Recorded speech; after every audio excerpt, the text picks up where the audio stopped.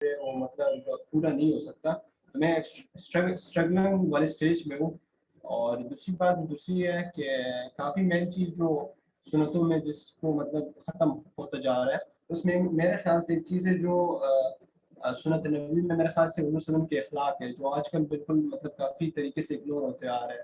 میرے خیال سے ایک بہت بڑی سنت ہے, کیونکہ اخلاق سے مطلب حضور صلی اللہ علیہ وسلم کی ایسی ایکسیت تھی کہ وہ اخلاق سے دشمنوں کو بھی دل مول لیتے تھے, کہ مطلب اپنے تو اپنے تھے, دوسرے بھی اخلاق کی وجہ سے آتے تھے. تو میرے خیال سے یہ ایک بہت بڑا سنت ہے جس کی وجہ سے جو آج کل ختم ہوتا نظر آ رہا ہے. اور آخری بات جو چھوٹی سی بات ہے, میں اپنا یہ رول ادا کر سکتا ہوں کہ سر میں حضور صلی اللہ علیہ وسلم کی سیرت کو ایک اچھے طریقے سے میں ایک بار خود پڑھوں اور اس کو پھر دوسروں کے ساتھ شیئر کروں. دوسروں کے ساتھ شیئر کرنے میں یہ ہوگا کہ میں دوسروں کے ساتھ چیز شیئر کروں گا, تو پھر میں ظاہر سی بات ہے میں کہوں کہ یار میں خود پہلے اس پہ عمل کروں تاکہ دوسرا بندہ میری بات سن لیجیے. تو میرے خیال سے تھینک یو سو مچ, بہت بہترین, جزاک اللہ. اللہ تعالیٰ آپ کو آپ کی جو اسٹرگل ہے towards having a life very near to سنت نبی صلی اللہ علیہ وسلم, میں اللہ سبحانہ تعالیٰ help you. اور جو آپ نے اخلاق نبوی کی بات کی ہے, تو بیسیکلی اصل تو وہی ہے, اصل تو اخلاق نبوی ہے کہ ہم اس کو اپنی زندگیوں میں اس طرح سے لے کے آئیں کہ ہمیں پھر کسی کو بہت دفعہ ہمیں کسی کو دعوت دینے کی ضرورت نہ پڑے, بلکہ ہماری اپنے اخلاق, ہمارے اپنے اطوار سے وہ یہ کہے کہ سبحان اللہ, جس نبی کا امتی ایسا ہے اس کا نبی کیسا ہوگا.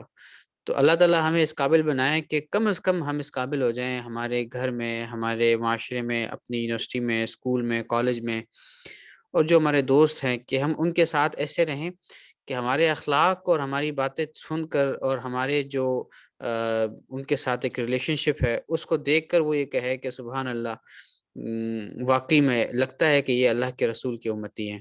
تو اللہ تعالیٰ ہمیں اس قابل بنائے. ماشاء اللہ, ہدایت اللہ تعالیٰ آپ کا حامی و ناصر ہو. آپ ہمارے لیے بھی دعا کیا کریں کہ اللہ تعالیٰ ہمیں بھی توفیق دے کہ ہم رسول اللہ صلی اللہ علیہ وسلم کی زندگی کے جتنے قریب ہو سکتے ہیں اتنے قریب ہوتے رہیں, اور ہم اپنی اسٹرگل کو ہمیشہ جاری رکھیں. جی کبیشہ انور. السلام علیکم. وعلیکم السلام.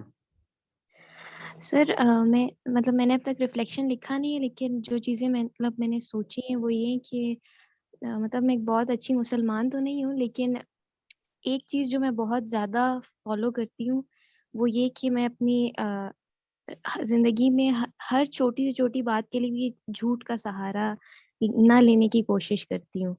تو میری یہ کوشش ہوتی ہے کہ جھوٹ نہ بولوں, اور سامنے والے کو بھی وہ کروں کہ جھوٹ نہ بولے, سچ بولتے بھلے کڑوا ہی ہو لیکن جھوٹ نہ بولے. اور یہ ایک بہت زیادہ ماشاء اللہ. میری زندگی کا بہت امپورٹنٹ پارٹ ہے.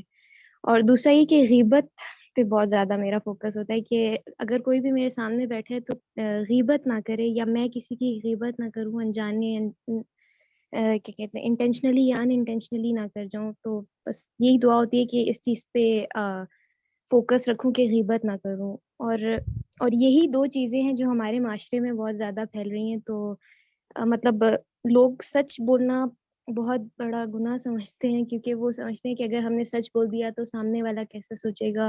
حالانکہ سچ بولنا شروع میں مشکل ضرور ہوتا ہے, لیکن بعد میں پھر جو ہے انسان اسے بہت جب اڈاپٹ کر لیتا ہے تو اس کے بغیر رہ نہیں سکتا. تو بالکل. میرا خیال ہے کہ اس چیز پہ زیادہ فوکس ہونا چاہیے لوگوں کا.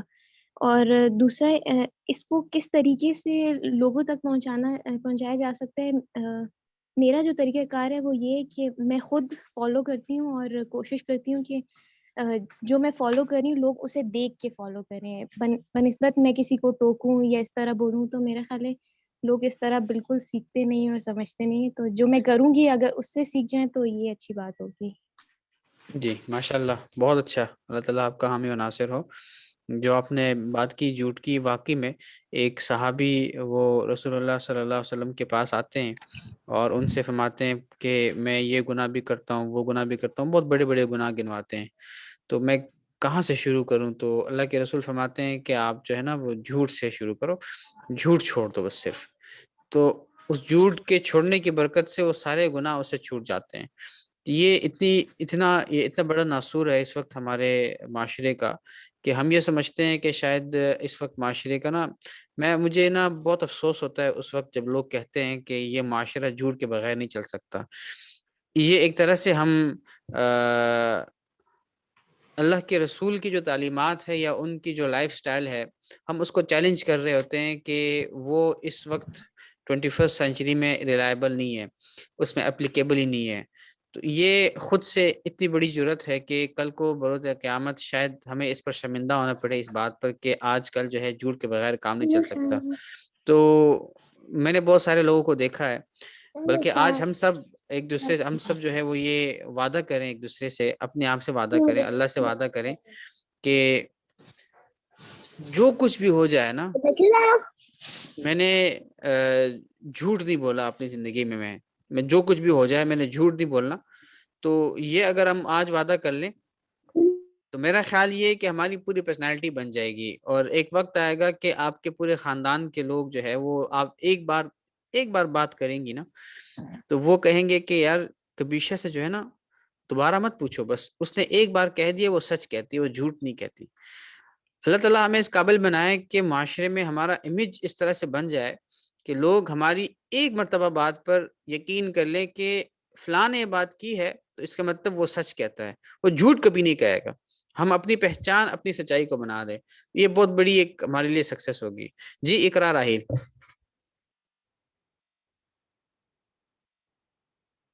اپنا مائک ان میوٹ کریں.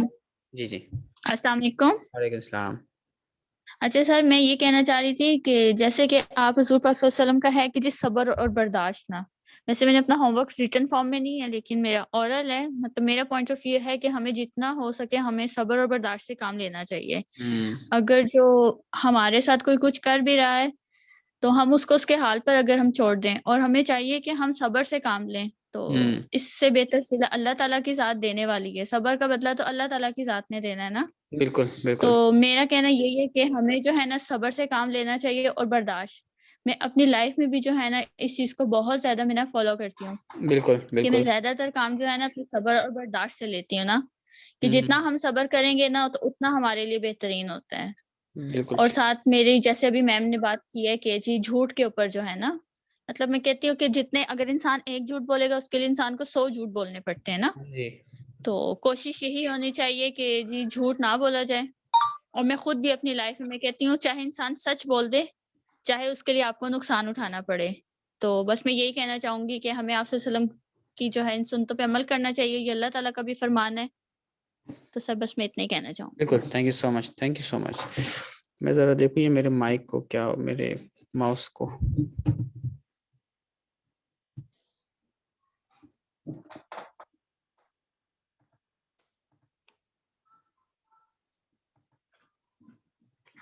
جی. ہم خود اپنے بارے میں سوچیں. یہ دیکھیں یہ وہ باتیں ہیں جس کے بارے میں ہمیں اپنے بارے میں سوچنا چاہیے. یہ ایسی باتیں نہیں ہے کہ ہم لوگوں کو دیکھ کے کہیں کہ فلاں بندہ کتنا سنتوں کا پابند ہے, فلاں بندہ کتنا اللہ کے رسول کی لائف سٹائل کے قریب ہے, کتنا دور ہے. we have right now this is not our duty to judge someone else, it is our duty to judge ourselves. ہمیں اس وقت بہت بڑا ہمارے معاشرے کا المیہ یہ ہے کہ ہمیں اپنے بارے میں ہی نہیں پتا کہ میں اس وقت کتنا اس آئیڈیل لائف سٹائل کے قریب ہوں اور کتنا اس آئیڈیل لائف سٹائل سے دور ہوں. تو یہ ہمارے کرنے کا کام ہے. ہماری رات سوئیں تو کم از کم ہم یہ ضرور دیکھیں, ہم سوچیں کہ میں آج کے دن میں کتنا کر سکا ہوں. آج کے دن میرے جتنے کام تھے وہ اگر میں سنت کے مطابق تھے یا نہیں تھے, اگر تھے تو الحمدللہ, نہیں تھے تو کیوں نہیں تھے, اور کیسے میں اس کو سنتوں کے مطابق کر سکتا ہوں. یہ ہماری ہر دن کی جو ہے وہ تھاٹ ہو. اس تھاٹ سے ہم دن کی شروعات بھی کریں اور اس تھاٹ سے ہم اس دن کی اختتام بھی کریں. ایک اور بڑے مزے کی بات کسی نے شیئر کی تھی. اس وقت ہمارا المیہ یہ ہے کہ ہمارے ہاں نا جب صحابہ کا دور ہوتا تھا تو بہت سارے صحابہ ایسے تھے جو اس کوشش میں ہوتے تھے کسی نہ کسی طرح اللہ کے رسول کی چھوٹی سی چھوٹی سنت پر عمل کرتے تھے. لیکن ہمارا اس وقت رویہ یہ ہے کہ ہم یہ پتہ کراتے ہیں, جب ہمیں کسی بات کا پتہ چلتا ہے ہم یہ پتہ کراتے ہیں کہ کیا یہ سنت ہے یا نہیں ہے, سنت ہے یا نہیں ہے. ہم اگر سنت ہے تو کہتے ہیں سنت ہی تو ہے اور چھوڑ دیتے ہیں. جبکہ صحابہ سنتوں کا پتہ کرتے تھے, اسی لیے کہ کسی طرح مجھے کسی سنت کا پتہ چلے تاکہ میں اس پر عمل کروں. ہم سنتوں کا پتہ کرتے ہیں صرف اس لیے کہ پتہ چلے کہ یہ سنت ہے تو اس کو چھوڑ سکتے ہیں. تو یہ تو اللہ کے رسول کے ساتھ عشق اور اللہ کے رسول کے ساتھ ایک محبت کی جو عملی مظاہرہ ہے یہ وہی ہے. اور ہم سب کو پتہ ہے کہ میں اللہ کے رسول کے ساتھ کتنی محبت کرتا ہوں. تو کسی کو دوسرے کو بتانے کی ضرورت بھی نہیں ہے، نہ دکھانے کی ضرورت ہے. یہ تو ہمارا اللہ کے ساتھ اور اللہ کے رسول کے ساتھ اپنا ایک تعلق ہے، پرسنل تعلق ہے، جو ہمیشہ رہے گا انشاءاللہ. اور ہم کوشش کریں گے کہ اس کو جتنا آگے لے جا سکتے ہیں لے جائیں. آج ہمارا یہ جو انالیٹیکل ایبلٹی تھی، پہلا جو ہمارا ٹاپک تھا، اس کا آخری دن ہے. تو امید کوشش کریں گے کہ آج ہم اس ٹاپک کو وائنڈ اپ کریں. ایک بڑی امپورٹنٹ سی چیز میں آپ کے ساتھ ڈسکس کرنا چاہتا ہوں. لاجک کے بارے میں بڑی ایک باتیں ہوتی ہیں کہ کیا اسلام میں لاجک ہے یا نہیں ہے. اس مراد کیا ہے کہ بہت سارے لوگ کہتے ہیں کہ میں تب ہی کوئی بات مانوں گا، اسلام کا کوئی حکم مانوں گا جب مجھے وہ سمجھ آئے گی. تو کیا یہ بات صحیح ہے یا یہ بات غلط ہے؟ یا کچھ لوگ کہتے ہیں نہیں بھائی اسلام میں کوئی لاجک نہیں ہے، آپ جو ہے وہ لاجک کو نہ دیکھیں، بس آپ کو کوئی بات پتہ چلی بس آپ اس پر عمل کریں، دیٹس اٹ. آپ جو ہے وہ اس کی لاجک آپ کو سمجھ نہیں آئے گی. اس طرح کی مختلف تھاٹس ہوتی ہے ہمارے معاشرے میں. اس حوالے سے نا بڑی کنفیوژن ہے. میں چاہ رہا ہوں کہ آج ہم اس پر بات کریں تاکہ ہمارا یہ کنفیوژن بھی کلیئر ہو جائے. وہ یہ ہے کہ یہ بات کہ میں کوئی عمل تب ہی کروں گا جب مجھے اس کی سمجھ آئے گی، یا جب مجھے اس کی لاجک سمجھ آ جائے گی، جب مجھے اس کی ریلیونس سمجھ آئے گی. یہ اصل میں یہ گریک لاجک ہے. یعنی لاجک کوئی اسلام میں نا مذموم چیز نہیں ہے، ایسی چیز نہیں ہے کہ اسلام نے لاجک سے منع کیا ہے. اسلام تو خود ہر چیز لاجک کی بنیاد پہ کرتا ہے، لیکن ہم اس کس لاجک کو استعمال کرتے ہیں یہ ڈیپینڈ کرتا ہے. ایک ہوتا ہے گریک لاجک، یونانی لاجک جو فلاسفرز جو استعمال کرتے تھے وہ یہی ہوتا تھا کہ ہم کسی چیز کو تب ہی مانیں گے جب ہمیں اس چیز کی سمجھ آ جائے گی. دوسرا ایک لاجک ہے، اس کو کہتے ہیں قرآنک لاجک. قرآن کا بھی ایک لاجک ہے، اور اگر ہمیں اس لاجک کی سمجھ آ جائے تو ہمیں ہمارا یہ سارا مسئلہ حل ہو جائے گا. آج ہم اس پہ بات کریں گے کہ وہ قرآنک لاجک کیا ہے. پہلے تو یہ بات سمجھ لیں کہ یہ بات کرنا کہ مجھے اسلام کا کوئی حکم سمجھ آئے گا تبھی میں اس پر عمل کروں گا یا کروں گی، یہ اسلامک یا قرآنک لاجک نہیں ہے. یہ اصل میں گریک لاجک ہے جو ہمیں پڑھایا بھی گیا ہے یا نہیں پڑھایا بھی گیا تو معاشرے میں ایک رائج ہے اور وہاں کے فلاسفر سے آیا ہے. اب قرآنک لاجک کیا ہے، میں آپ کو one by one Quranic logic بتاتا ہوں. آپ غور سے سنیں اور کوشش کریں کہ ہم اس بات کو سمجھ لیں. اللہ تعالیٰ ہمیں توفیق دے. سب سے پہلا سوال یہ ہوتا ہے کہ کیا can man's knowledge be compared to God's knowledge? کیا انسان کے علم کا کوئی موازنہ ہو سکتا ہے اللہ تعالیٰ کے نالج کے ساتھ؟ یہ ہمارے لیے ایک سوال ہے. اگر ہمیں یہ بات سمجھ آ جائے تو شاید ہم اس سوال کو حل کرنے میں، اس مسئلے کو حل کرنے میں بڑی آسانی ہو ہمارے لیے. Does man know everything؟ کیا انسان کو سب کچھ پتہ ہے؟ نہیں. ہمیں سے کوئی کلیم نہیں کر سکتا کہ ہمیں سب کچھ پتہ ہے. دیکھیں یہ ساری لاجک ہے، یہ میں بالکل لاجیکل باتیں کر رہا ہوں، آپ سنتے جائیں اس کو. تو ہم میں سے کوئی بھی یہ کلیم نہ کر سکتا ہے، نہ کبھی کسی نے کیا ہے، نہ شاید آگے کبھی کوئی کرے کہ وہ سب کچھ جانتا ہے. ہمیں سے سب کو پتہ ہے کہ ہم بہت کم جانتے ہیں. اور یہ چاہے مسلمان ہو، غیر مسلم ہو، دہریہ ہو، کچھ بھی ہو، کسی مذہب کا یا کسی مذہب کے نہ ماننے والا ہو، وہ یہ کہے گا کہ بھائی میں تو بہت کم جانتا ہوں. ٹھیک ہے، دنیا کا نالج، دنیا میں جو علم ہے، جو اصل نالج ہے، پورے سمندر ہے، میں تو بہت کم جانتا ہوں. اگلا سوال ہے تو اگر انسان سب کچھ نہیں جانتا تو پھر انسان کتنا جانتا ہے؟ بہت کم. ٹھیک ہے، اللہ تعالیٰ یہ فرماتے ہیں کہ آپ تو بھائی انسان کو تو بہت کم علم دیا گیا ہے. پھر اگلا سوال ہے کہ کیا انسان پرفیکٹ ہے؟ تو ہر کوئی جانتا ہے کہ ناٹ ایٹ آل. ٹھیک ہے، یہ ہو ہی نہیں سکتا کوئی انسان پرفیکٹ ہو جائے. Is it rational to claim that man can understand and explain everything؟ کیا یہ بات معقول ہے کہ ہم یہ کہیں کہ انسان ہر بات سمجھ بھی سکتا ہے اور ایکسپلین بھی کر سکتا ہے؟ دنیا اس وقت ہر چیز سے بھری ہوئی ہے. اس وقت تک کوئی بھی انسان اس قابل نہیں ہوا کہ وہ دنیا کی ہر چیز کو سمجھ بھی سکے, اس کو ایکسپلین بھی کر سکے. Not possible, logically not possible. ہم اس وقت اپنے آس پاس دیکھیں, ہم دنیا کے بہترین مائنڈس کو دیکھیں, ایسا کبھی نہیں ہوا کہ کوئی بندہ سب کچھ انڈرسٹینڈ بھی کر سکتا ہو اور سب کچھ ایکسپلین بھی کر سکتا ہو. So what is more rational, to trust in man's knowledge or God's? ایک طرف ہم کہتے ہیں کہ جو انسان ہے وہ سب کچھ نہیں جانتا, اگر وہ جانتا ہے تو بہت کم جانتا ہے, اور وہ پرفیکٹ بھی نہیں ہے, اور وہ ایسا ہو بھی نہیں سکتا کہ وہ سب کچھ جان بھی لے اور اس کو سمجھ بھی لے. تو کیا ہمیں کرنا چاہیے کہ کیا ہمیں پھر اللہ کے نالج پر ٹرسٹ کرنی چاہیے یا انسان کے نالج پر ٹرسٹ کرنا چاہیے؟ یہ ہمارا بنیادی سوال آ جاتا ہے جب ہم گریک لاجک کی بات کرتے ہیں, گریک فلاسفرز کی بات کرتے ہیں. چونکہ ظاہر ہے وہ نہ خدا کو مانتے تھے, نہ مسلمان تھے, نہ اس چیز کو سمجھتے تھے, نہ ان کا ورلڈ ویو وہ تھا جو ہمارا ورلڈ ویو ہے. تو ظاہر ہے میں نے کل بھی بہت تفصیل سے بات کی تھی, میں دوبارہ سے اس سلائڈ پہ چلتا ہوں, بڑی امپورٹنٹ سلائڈ ہے.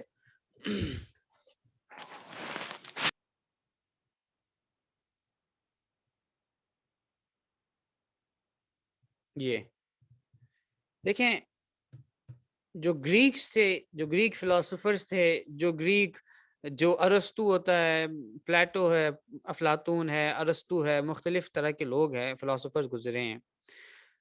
ہو سکتا ہے وہ بہت ذہین ہو سکتا ہے اللہ تعالیٰ نے ان کو بہت بڑا ذہن دیا ہو, بہت شاطر ذہن دیا ہو, لیکن ایسے ذہن کا کیا فائدہ کہ انسان اپنے رب کو نہ پہچان سکے. ٹھیک ہے, اور وہ ساری باتیں وہ اپنے ذہن سے, اپنے ذہن کی ازمپشن سے کرتے تھے, اور کہتے تھے کہ میں یہ سمجھاؤں کہ شاید انسان اس لیے ہے, میں یہ سمجھاؤں کہ یہ ہے, اور وہیں سے پھر یہ لاجک بھی آئی کہ مجھے جو سمجھ آئے گی میں اسی پر عمل کروں گا, جو سمجھ نہیں آئے گی اسی پر عمل نہیں کروں گا. لیکن جب ظاہر ہے چونکہ ان کا جو سوچنے سمجھنے کا, دنیا کو دیکھنے کا انداز ہے, جو ورلڈ ویو ہے, بالکل ڈیفرنٹ ہے. وہ دنیا کو ایک الگ نظر سے دیکھتے ہیں. جو انسان مسلمان ہے, مسلمان دنیا کو بالکل الگ نظر سے دیکھتا ہے. اس کی اصل منزل آخرہ ہے, جبکہ جو دوسرا انسان ہے اس کی اصل منزل جو ویسٹرن ہے, اس کی منزل دنیا ہوتی ہے, آخرت نہیں ہوتی.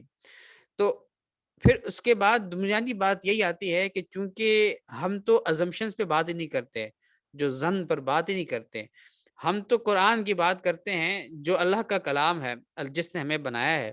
اور ہمارا یہ ایمان ہے, ہم نے ابھی اس پر لاجیکلی بات بھی کی کہ اللہ تعالیٰ جو ہے وہ پرفیکٹ بھی ہے, اس کی نالج پوری بھی ہے, اور انسان جو ہے وہ امپرفیکٹ بھی ہے, اس کا نالج بہت کم بھی ہے. اللہ تعالیٰ سب کچھ سمجھتا ہے, اللہ تعالیٰ سب کچھ جانتا بھی ہے. اس دنیا کائنات میں کوئی بھی ایسی چیز نہیں ہے جس کا علم اللہ تعالیٰ کو نہ ہو, کوئی بھی ایسی چیز نہیں ہے. مطلب ہم پوری کائنات اللہ تعالیٰ نے بنائی ہے, ہمیں اللہ تعالیٰ نے بنایا ہے, ہمارے اندر جتنے بھی اللہ تعالیٰ نے جو ہے وہ ایک بہترین جسم بنایا ہے ہمارا, اس سب چیز کے بارے میں اللہ تعالیٰ جانتا ہے. تو obvious سی بات ہے کہ جب اللہ تعالیٰ سب کچھ جانتا ہے اور ہم بہت کم جانتے ہیں, ہم پرفیکٹ ہو نہیں سکتے, یہ ہو نہیں سکتا کہ ہم سب کچھ سمجھ بھی سکے اور سب کچھ جان سکے, تو یہ لازمی بات ہوتی ہے کہ اللہ تعالیٰ کا ہر حکم پھر ہمیں سمجھ نہیں آ سکتا. یہ تو ہم سب کا ایمان ہے کہ اللہ تعالیٰ کے ہر حکم میں حکمت بھی ہے, اللہ تعالیٰ کے ہر حکم میں لاجک بھی ہے, اور ہر حکم میں خیر بھی ہے.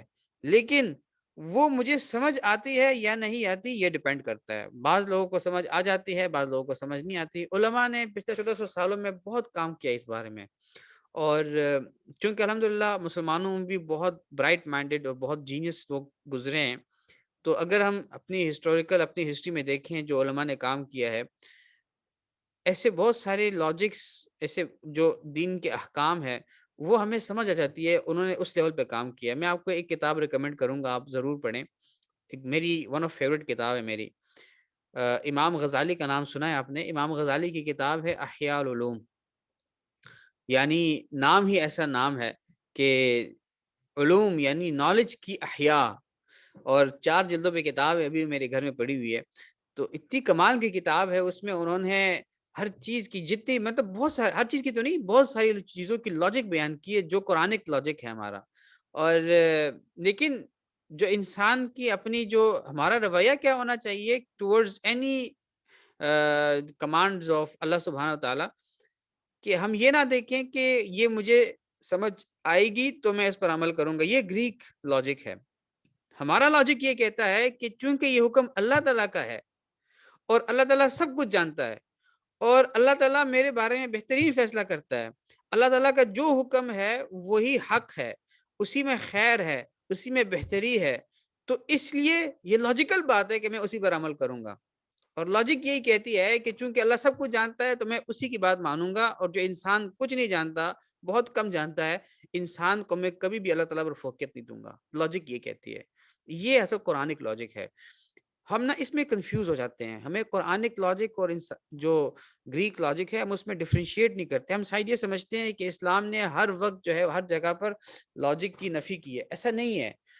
اسلام تو بیسڈ ہی سارا کا سارا لاجک ہے. میں نے آپ کے سامنے بتا بھی دیا ہے کہ ہمارا لاجک کیا ہے, قرآنک لاجک کیا ہے.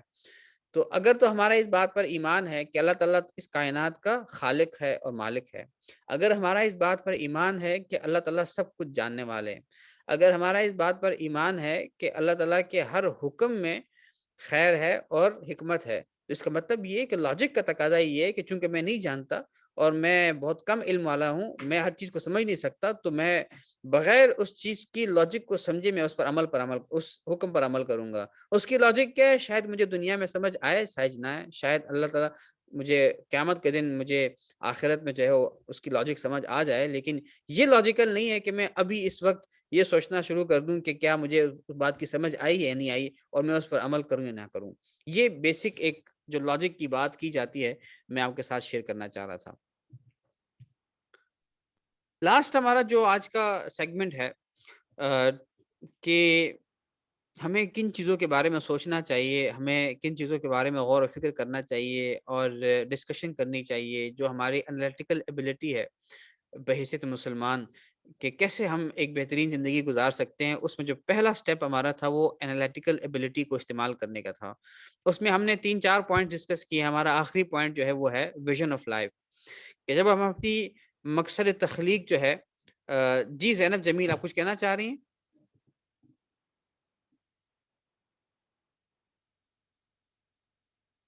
اچھا ٹھیک. تو میرا جو مقصد تخلیق ہے وہ تو مجھے سمجھ آ گیا ہے. پھر اس کے بعد میں یہ بھی سمجھ گیا ہوں کہ آئیڈیل لائف سٹائل کیا ہوتی ہے, وہ اللہ کے رسول کی زندگی ہے. پھر میں یہ بھی سمجھ گیا ہوں کہ اللہ کا جو حکم ہے میرے لیے, میں اللہ کا غلام ہوں, اللہ کا جو بھی حکم ہے میرے لیے اس میں کوئی نہ کوئی لاجک ہے, کوئی نہ کوئی حکمت ہے, اس میں میری ہی بہتری ہے. شاید مجھے یہ بات سمجھ آئے یا نہ آئے. تو اس کے بعد یہ بات آتی ہے کہ اس وقت جو میں لائف گزار رہا ہوں, جو میں زندگی گزار رہا ہوں, اس زندگی کا میرا مقصد کیا ہونا چاہیے, اس زندگی میں اپنے کس طرح کے ویژن سیٹ کروں, میں اس زندگی کو کیسے بامقصد گزار سکتا ہوں. اپنی اس زندگی کو بامقصد گزارنے کے لیے لازمی ہے کہ میرے بہت اچھے ویژنز اس زندگی میں. تو ویژن پہ ہم تھوڑی سی بات کر لیتے ہیں. ویسے تو ویژن جو ہے وہ بہت بڑا ٹاپک ہے. ہم اس کی باقاعدہ ورکشاپ کراتے ہیں, 3 دن کی ورکشاپ کراتے ہیں. بلکہ نہیں, اگر اس کو پورا دیکھیں, پورا فریم ورک کو دیکھیں تو it takes almost 9 to 10 days. کوئی 9-10 دن لگتے ہیں پورا ویژن کا فریم ورک سمجھنے میں, اپنا ویژن ڈیولپ کرنے میں, اپنے ویژن ڈاکومنٹس بنانے میں. لیکن اس کا جو بنیادی ورکشاپ ہوتی ہے وہ ویژن جو ہے وہ 3 دن کی ورکشاپ ہوتی ہے. لیکن بہرحال میں آپ کو ایک خاکہ بتانا چاہ رہا ہوں اس ویژن کی ورکشاپ کا. ویژن کس کو کہتے ہیں؟ بہت سارے لوگ جو ہے وہ ویژن کے بارے میں ان کی مختلف آراء ہے. کوئی کہتا ہے ویژن یہ, کوئی ویژن ہے, لیکن بہرحال ایک بہت ہی معقول آراء جو ہم پڑھاتے بھی ہیں, وہ ویژن کا مطلب ہے the picture of the future that one wants to see. مستقبل کی وہ تصویر جو ہم دیکھنا چاہتے ہیں اس کو کہتے ہیں ویژن. اب یعنی کہ میں ڈاکٹر ہوں تو 20 سال بعد میں اپنے آپ کو کیسا ڈاکٹر دیکھتا ہوں, وہ میرا ویژن ہے 20 سال کا. 50 سال بعد میں اپنے آپ کو کیسا ڈاکٹر دیکھوں گا. میں انجینئر ہوں تو میں 50 سال بعد, 20 سال بعد, 30 سال بعد اپنے آپ کو کیسا انجینئر دیکھوں گا. اگر میں جو ہے وہ میں مرد ہوں تو میں اپنے آپ کو 20 سال بعد کیسا والد ہوں گا, میں میری کیسی فیملی ہوگی, میرے بچے کیسے ہوں گے. ٹھیک ہے. میں کیسے بچوں کی تربیت کروں گا 20 سال بعد تاکہ مجھے وہ جنریشن ملے, مجھے ان کے اندر وہ صفات وہ اخلاق ملے. تو obvious سی بات ہے میں آج سے اپنے اوپر کام شروع کروں گا تبھی جا کے میں اس قابل بنوں گا کہ میں اس طرح کا والد بن سکوں. میں ایک خاتون ہوں تو میں کیسے ماں بنوں, میرا ویژن ہونا چاہیے نا کہ مجھے کس طرح کی ماں بننا چاہیے, اور اس ماں کو بننے کے لیے مجھے کیا محنت کرنی پڑے گی, کیا سمجھنا پڑے گا, کیا سیکھنا پڑے گا, یہ سارا ویژن میں آ جاتا ہے. اگر میں ایک بیٹا ہوں تو بحیثیت بیٹا میں کس طرح کی زندگی گزارنا چاہتا ہوں, 20 سال بعد میں بیٹے کے رول میں کیا کر رہا ہوں گا, یہ ساری باتیں اس میں آ جاتی ہیں. اچھا, اس کو زیادہ آسانی سے سمجھنے کے لیے ایک بڑی بہترین سی چیز میں آپ کو سمجھانا چاہوں گا, بتانا چاہوں گا کہ ہم نا زندگی میں ہمارے مختلف رولز ہوتے ہیں. ہم زندگی میں مختلف رولز کے ساتھ زندگی گزار رہے ہوتے ہیں. ہم ایٹ اے ٹائم جو ہے وہ ہم بیٹے بھی ہیں, ہم یا بیٹا ہے یا بیٹی ہے. ہمارا بیٹا ہونا یا بیٹی ہونا ایک رول ہے ہماری زندگی کا. ہمارا ماں ہونا یا باپ ہونا ایک رول ہے. بھائی ہونا یا بہن ہونا ہمارا ایک رول ہے. کسی بھی آفس میں ایز اے کلیگ, ہم کلیگ ہوتے ہیں, امپلائی ہوتے ہیں, وہ ہمارا ایک رول ہے. یا کسی معاشرے کا فرد ہونا میرا ایک رول ہے. اللہ تعالیٰ کا بندہ میرا ایک رول ہے, بندگی میرا ایک رول ہے. رسول اللہ صلی اللہ علیہ وسلم کے امتی ہونا میرا ایک رول ہے. تو مختلف رولز ہوتے ہیں. ان رولز کو ہم دو طرح سے ڈیوائڈ کرتے ہیں. ایک کو ہم کہتے ہیں مینڈیٹڈ رول, دوسرے کو ہم کہتے ہیں الیکٹیو رول. اچھا, مینڈیٹڈ رول اس کو کہتے ہیں a role in life which our ideology اسلام یعنی اسلام does not permit you to drop under any condition. یعنی ہماری زندگی میں ہمارے وہ رولز جن کو ہم کسی صورت ختم نہیں کر سکتے, اسلام ہمیں اجازت نہیں دیتا کہ ہم اس کو ختم کریں. یعنی مثال کے طور پر میں اگر بیٹا ہوں تو مجھے یہ اختیار اسلام نے نہیں دیا کہ میں کہوں کل سے کہ میں آج سے آپ کا بیٹا نہیں ہوں, اپنے والدین کو میں یہ کہوں. یا اگر میں بھائی ہوں تو میرے پاس یہ اختیار نہیں ہے کہ میں اپنی بہنوں کو کہوں کہ آج کے بعد میں آپ کا بھائی نہیں ہوں. کہ مجھے اللہ تعالیٰ نے یہ اختیار ہی نہیں دیا. یہ میرے وہ مینڈیٹڈ رولز ہیں جن کو چھوڑنے کی اسلام مجھے اجازت نہیں دیتا. میں اللہ تعالیٰ کا بندہ ہوں تو میں اللہ تعالیٰ کی بندگی سے نہیں نکل سکتا. اسلام مجھے اس بات کی اجازت نہیں دیتا. پھر کچھ رولز ہمارے ہوتے ہیں الیکٹیو رولز, جن کو اختیار کرنے کی نا, جس کو ڈراپ کرنے کی اور لینے کی ہمارے پاس اختیار ہوتا ہے. فار ایگزامپل میں کسی آفس میں امپلائی ہوں تو میرا امپلائی کا رول ہے, وہاں پر الیکٹیو رول ہے. میں چاہوں تو کسی کنڈیشن کی وجہ سے, کسی وجہ سے میں اس جاب کو چھوڑ سکتا ہوں, میں اپنے اس امپلائی کے رول کو ختم کر سکتا ہوں. میں کسی کا دوست ہوں تو دوست ہونا میرا ایک رول ہے, تو وہ جو دوستی کا رول ہے وہ ڈراپ کر سکتا ہوں. مجھے اسلام نے اجازت دی ہے کہ کوئی بھی وجہ ہو تو میں اس رول کو ڈراپ کروں. میں بہت کچھ مواقع پہ جو میرا ہسبینڈ کا رول ہے, جو میرا وائف کا رول ہے, اس کی بھی اسلام نے اجازت دی ہے کہ آپ اس رول کو ڈراپ کر سکتے ہو اگر ضرورت پڑے, اگر بہت زیادہ ضرورت ہو, کوئی مسئلہ ہو, کوئی ایسی چیز ہو. طلاق کا کنسیپٹ اسلام نے اسی لیے دیا ہے. اچھا, یہ مینڈیٹڈ رول یا الیکٹیو رول امپورٹنس کے حساب سے نہیں ہے کہ اس میں کون مینڈیٹڈ رول امپورٹنٹ ہے, الیکٹیو رول نان امپورٹنٹ ہے. یہ صرف the ability to drop and not to drop, یعنی کہ کس رول کو ہم ڈراپ کر سکتے ہیں, کس رول کو ڈراپ نہیں کر سکتے, یہ اس حساب سے اس کی کلاسیفیکیشن ہے. اس کی جو امپورٹنس ہے اس لحاظ سے نہیں ہے کلاسیفیکیشن. تو اس کو آپ کنفیوز نہ ہو اس میں. اب یہ مختلف ہمارے پاس رولز ہیں. میں نے سیمپل ایک لسٹ بنائی ہے. ریلیشنز میں ہمارا رول سن ڈاٹر کا ہو سکتا ہے, فادر مدر کا ہو سکتا ہے, ہسبینڈ وائف کا, گرینڈ فادر گرینڈ مدر کا, گرینڈ سن گرینڈ ڈاٹر کا, نیفیو کا, انکل کا, کزن کا, سن کا. یہ سارے جو ہے نا, یہ جو کزن تک ہیں, یہ سارے مینڈیٹڈ رولز ہیں. یہ سارے وہ رولز ہیں جو ہمارے کنفرم ہوتے ہیں, ہم اس کو ڈراپ کسی صورت نہیں کر سکتے. جو son in law, daughter in law, brother in law, sister in law, father in law, mother in law, یہ جو رولز ہیں یہ الیکٹیو رولز ہیں ہمارے. اسی طرح نیبر, فرینڈ ہمارا رول ہے. ہم کسی کے نیبر ہو سکتے ہیں تو یہ ہمارا ایک رول ہے, فرینڈ ہیں ہم. بریڈ ونر, اگر میں اپنی فیملی کا بریڈ ونر ہوں, کمانے والا ہوں, تو یہ میرا ایک رول ہے کمائی کرنا. انجینئر رول ہے, ڈاکٹر رول ہے, باس رول ہے, subordinate, colleague, mentor, head of marketing, head of finance. اسی طرح مسلم ہونا, کرسچن ہونا, ہندو ہونا ایک رول ہے. سلیو آف اللہ, عبداللہ. اسی طرح امتی, ممبر آف دا امہ, یہ میرا ایک رول ہے. ہیومن ہونا میرا ایک رول ہے. سیلف کا رول ہے, سٹیزن کا رول ہے, کسی بھی ادارے کے ٹرسٹی کا, والنٹیئر کا ایک رول ہے. اسی طرح مختلف کلبس کے میں ممبر ہوتا ہوں تو اس کا میرا ایک رول ہے. تو یہ سارے مختلف رولز ہیں. یہ میں نے آپ کو بتا دیے کہ مختلف مینڈیٹڈ الیکٹیو رولز ہوتے ہیں.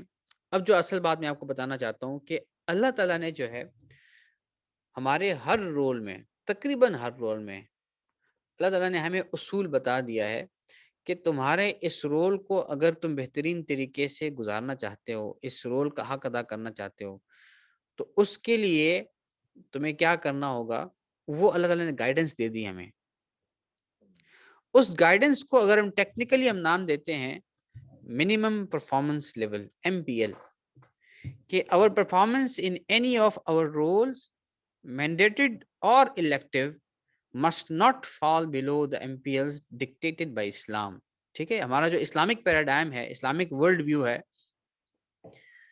کہ جو اللہ تعالیٰ نے مجھے ایک گائیڈنس دے دی نا، ایک ریڈ لائن دے دی ہے کہ بھائی تمہارے اس رول میں تم اس سے نیچے نہیں آ سکتے، وہ ہمارا MPL ہے، منیمم پرفارمنس لیول ہے. مثال کے طور پر جو ہمارا سن کا رول ہے یا ڈاکٹر کا رول ہے، اس میں اسلام نے ہمیں کیا MPL دیا ہے یا منیمم پرفارمنس لیول کیا ہے. اللہ تعالیٰ نے قرآن میں بتا دیا ہے سورہ الاسراء میں، وَقَضَىٰ رَبُّكَ أَلَّا تَعْبُدُوا إِلَّا إِيَّاهُ وَبِالْوَالِدَيْنِ إِحْسَانًا إِمَّا يَبْلُغَنَّ عِندَكَ الْكِبَرَ أَحَدُهُمَا أَوْ كِلَاهُمَا فَلَا تَقُل لَّهُمَا أُفٍّ وَلَا تَنْهَرْهُمَا وَقُل لَّهُمَا قَوْلًا كَرِيمًا واخفض لهما جناح الذل من الرحمة وقل رب ارحمهما كما ربياني صغيرا. اور تیرا رب فیصلہ کر چکا ہے، اس کے سوا کسی کی عبادت نہ کرو. دیکھیں یہ پہلا MPL جو ہے، یہ تو ہمارا جو عبداللہ کا رول ہے اس کا MPL ہے کہ اگر میں نے اللہ کے سوا کسی کی بھی عبادت کی کسی بھی صورت میں، تو میں اس جو عبداللہ کا رول ہے اس میں MPL سے نیچے چلا جاؤں گا، میں اس وقت گناہ کی طرف چلا جاؤں گا، میرا منیمم پرفارمنس لیول ختم ہو جائے گا. اب یہاں پر جو ہمارا سن یا ڈاٹر کا رول ہے اس میں اللہ تعالیٰ نے بتایا کہ ماں باپ کے ساتھ نہیں کرو، اور اگر تیرے سامنے ان میں سے ایک یا دونوں بڑھاپے کو پہنچ جائیں تو انہیں اف بھی نہ کہو اور انہیں نہ جھڑکو اور ان سے ادب سے بات کرو. یہ اللہ تعالیٰ نے ہمیں ایک MPL دے دیا ہے، منیمم پرفارمنس لیول دے دیا ہے کہ بھائی آپ کے رول آف اے سن میں، رول آف اے ڈاٹر میں، یہ آپ کا منیمم پرفارمنس لیول ہے، اس سے نیچے آپ نے نہیں جانا. اس سے جتنا اوپر جا سکتے ہو وہ تمہاری ہمت ہے، اس سے تمہارے درجات بڑھیں گے. تم جو ہے اپنے جو تمہاری بندگی ہے اس کے درجات میں تمہارے درجات بڑھتے جائیں گے، لیکن اس سے تم نے نیچے نہیں جانا. اگر تم اس سے نیچے چلے گئے تم ظلم کرو گے، پھر تم گناہ کے مرتکب ہوں گے اور تم عذاب کے مرتکب ہوں گے. اور ان کے سامنے شفقت سے عاجزی کے ساتھ جھکے رہو اور کہو اے میرے رب، جس طرح انہوں نے مجھے بچپن سے پالا ہے اسی طرح تو بھی ان پر رحم فرما.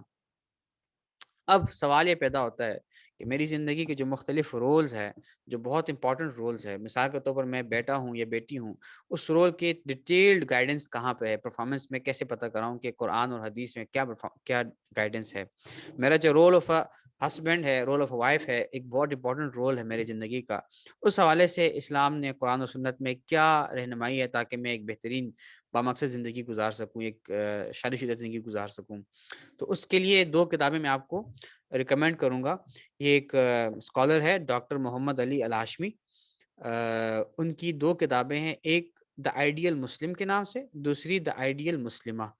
اور الحمدللہ یہ کتاب انگلش میں بھی اویلیبل ہے، اردو میں بھی اویلیبل ہے، عربی میں بھی اویلیبل ہے. تو آپ جس بھی زبان میں پڑھنا چاہتے ہیں آپ اس کتاب کو پڑھ سکتے ہیں.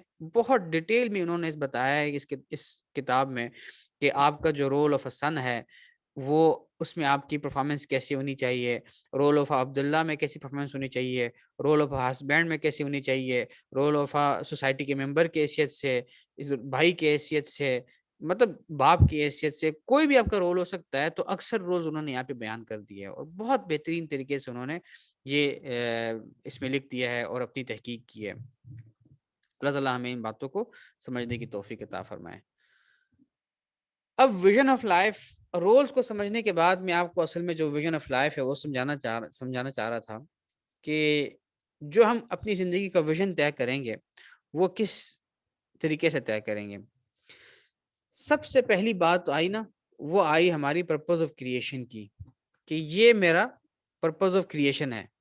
ٹھیک ہے، میری ساری زندگی، میرے سارے ویژن، میرے سارے رولز وہ اس پرپز آف کریشن جو میرا پرپز وما خلقت الجن والانس الا لیعبدون، اس پرپز آف کریشن کے الائن ہوں گے. اگر اس سے الائن نہ ہوئے تو اس کا مطلب یہ ہے کہ میں اس میننگ فل لائف جو میری ابدیت ہے میں اس سے نکل رہا ہوں. ٹھیک ہے, اس کو طے کرنے کے بعد پھر میں اپنی زندگی کا ویژن سیٹ کروں گا.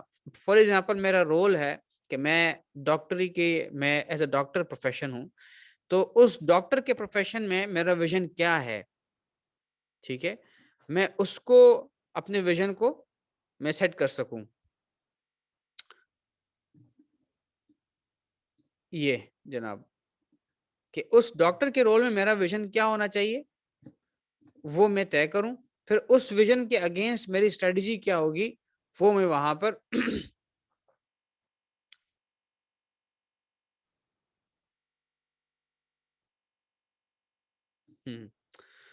پر بناؤں. پھر اس کے بعد میرا دوسرا رول ہے میرا رول آف اے ہسبینڈ.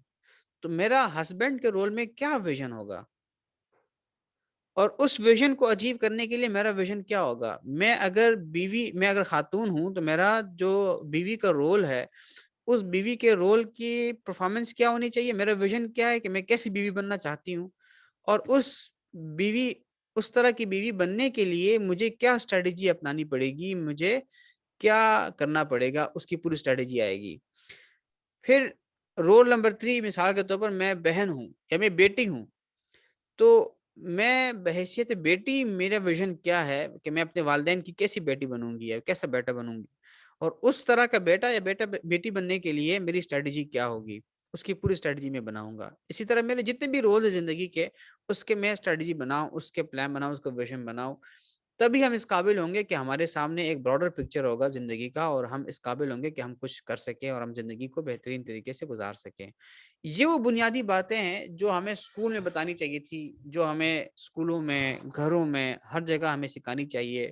یہ وہ باتیں ہیں کہ جن کے بارے میں ہمیں ڈسکس کرنا چاہیے, یہ وہ باتیں ہیں کہ جن کے بارے میں ہم غور و فکر کریں, ہم سوچیں, ہم والدین کے ساتھ ڈسکس کریں, ہم اپنے بہن بھائیوں کے ساتھ ڈسکس کریں, ہم اپنے دوستوں کے ساتھ ڈسکس کریں, ہم اپنے کولیگز کے ساتھ ڈسکس کریں, ہم اپنے اساتذہ کے ساتھ ڈسکس کریں یہ ساری باتیں, تاکہ ہمیں اپنی زندگی کی معنویت سمجھ آ جائے, تاکہ ہمیں یہ لگے, ہر دن یہ لگے کہ میں ہر دن جو ہے میرا ہر آنے والا دن جو ہے پچھلے دن سے بہتر ہے, اور میں کسی منزل کی طرف بڑھ رہا ہوں, اور میرا ہر دن جو ہے وہ اللہ کی عبدیت میں زیادہ سے زیادہ آ رہا ہے, اور میرا ہر دن جو ہے وہ رسول اللہ صلی اللہ علیہ وسلم کی سننا جو آئیڈیل لائف ہے اس کے قریب جا رہا ہوں.